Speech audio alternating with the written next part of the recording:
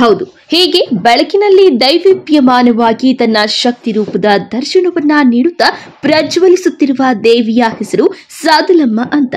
ಇಲ್ಲಿ ಚೌಡೇಶ್ವರಿ ದೇವಿಯೂ ಸಹ ನೆಲೆಸಿದ್ದಾಳೆ. ಈ ದೇವಾಲಯವು ಚೋಳರ ಕಾಲದ ಐತಿಹ್ಯವಿರುವ ಪುರಾತನ ದೇವಾಲಯವಾಗಿದೆ. ಪ್ರತಿ ಅಮಾವಾಸ್ಯೆಯಂದು ವಿಶೇಷ ಪೂಜಾ ಕೈಂಕರ್ಯಗಳನ್ನು ನೆರವೇರಿಸುತ್ತಾರೆ. ಅದರಂತೆ ದೀಪಾವಳಿ ಅಮಾವಾಸ್ಯೆ ಪ್ರಯುಕ್ತ ವಿಶೇಷ ಧಾರ್ಮಿಕ ಕಾರ್ಯಗಳು ನೆರವೇರಿದವು.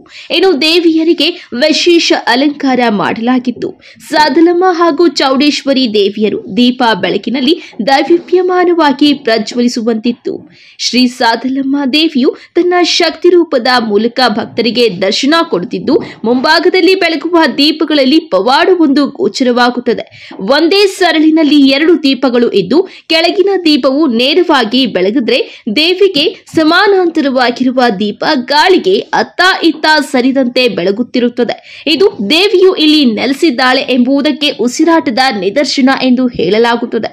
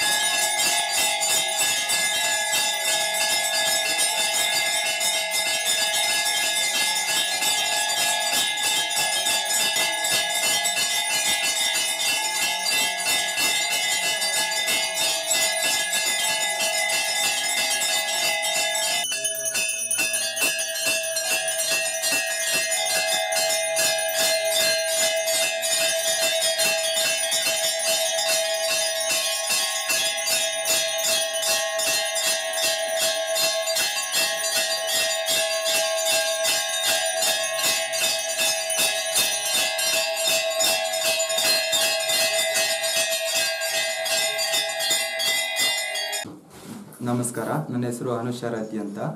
ಇದು ಸಾದ್ಲಿ ದೇವಸ್ಥಾನ, ಸಾದಲಮ್ಮ ದೇವಸ್ಥಾನ, ಸಾದಲಮ್ಮ ಮತ್ತು ಚೌಡೇಶ್ವರಿ ದೇವಸ್ಥಾನ. ಇಲ್ಲಿ ಇದು ಚೋಳರ ಕಾಲದ ದೇವಸ್ಥಾನ. ಚೋಳರ ಕಾಲದಲ್ಲಿ ನಾಲಂಬರ ಅಂತಿದ್ರಲ್ವಾ, ಆಗಿನ ಕಾಲದಲ್ಲಿ ಕಟ್ಟಿದಂತಹ ದೇವಸ್ಥಾನ.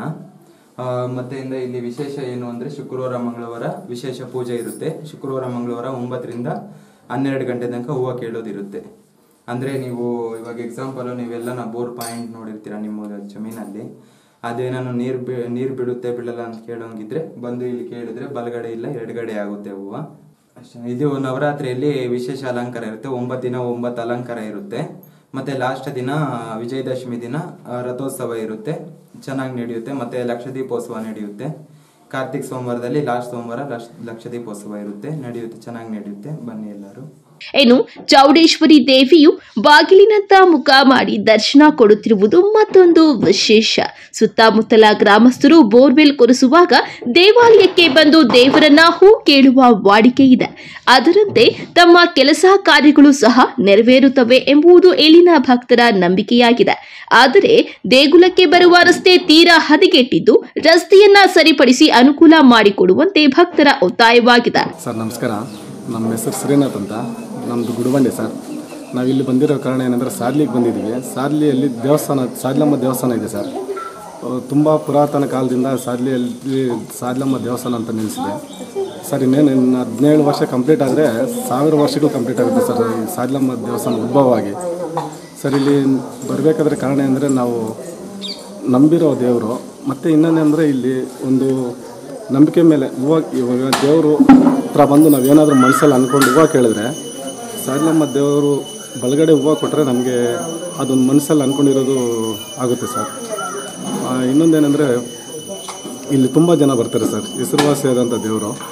ಮತ್ತು ತೇರು ಎಲ್ಲ ನಡೀತದೆ. ಸಾದ್ಲಿ ಹೋಬಳಿ ಶಿಡ್ಲಘಟ್ಟ ತಾಲೂಕು, ಚಿಕ್ಕಬಳ್ಳಾಪುರ ಜಿಲ್ಲೆ ಸರ್ ಇದು. ಸರ್ ಇನ್ನೊಂದೇನೆಂದರೆ ಇಲ್ಲಿ ಪ್ರಾಬ್ಲಮ್, ಸಾದಲಮ್ಮ ದೇವಸ್ಥಾನಕ್ಕೆ ಬರಬೇಕಾದ್ರೆ ರೋಡ್ಗಳು ತುಂಬ ಹದಗೆಟ್ಟೋಗಿದೆ ಸರ್. ಮಳೆ ಬಂದರೆ ಆ ರೋಡ್ಗಳಲ್ಲಿ ಬರೋಕ್ಕೂ ಆಗಲ್ಲ. ಈ ಕಡೆ ಇರೋ ಸಾದಲಮ್ಮ ಹೋಬಳಿಯವರು ಮತ್ತು ಈ MLA ಫಸ್ಟ್ ಏನಂದರೆ ಈ ಸಾದ್ಲಿ ಶಿಡ್ಲಘಟ್ಟ MLA ಅವರು ಇದ್ರ ಬಗ್ಗೆ ಸಾದ್ಲಿ ಕಡೆ ಗಮನ ಹರಿಸಿ ಈ ಸಾದ್ಲಮ್ಮ ದೇವಸ್ಥಾನಕ್ಕೆ ಬರಬೇಕಾದ್ರೆ ಆ ರೋಡ್ಗಳು ಸ್ವಲ್ಪ ಇಂಪ್ರೂವ್ಮೆಂಟ್ ಮಾಡಬೇಕಾಗಿ ತಮ್ಮಲ್ಲಿ ಮನವಿ ಮಾಡ್ತೀನಿ ಸರ್. ಒಟ್ನಲ್ಲಿ ಈ ದೇವಾಲಯಕ್ಕೆ ಹಲವು ಐತಿಹ್ಯಗಳಿದ್ದು ಸುತ್ತಮುತ್ತಲ ಪ್ರದೇಶಗಳಲ್ಲಿ ಎಂದಿಗೂ ಸಹ ಇತಿಹಾಸಕ್ಕೆ ಸಂಬಂಧಪಟ್ಟ ಶಿಲಾಶಾಸನಗಳು ಪತ್ತೆಯಾಗುತ್ತಿವೆ. ದೇಗುಲದ ಅಭಿವೃದ್ಧಿಗಾಗಿ ಸಂಬಂಧಪಟ್ಟ ಅಧಿಕಾರಿಗಳು, ಜನಪ್ರತಿನಿಧಿಗಳು ಗಮನ ಹರಿಸಬೇಕಾಗಿದೆ. Lakshminarayan, MMTV news bureau, Chikkaballapur.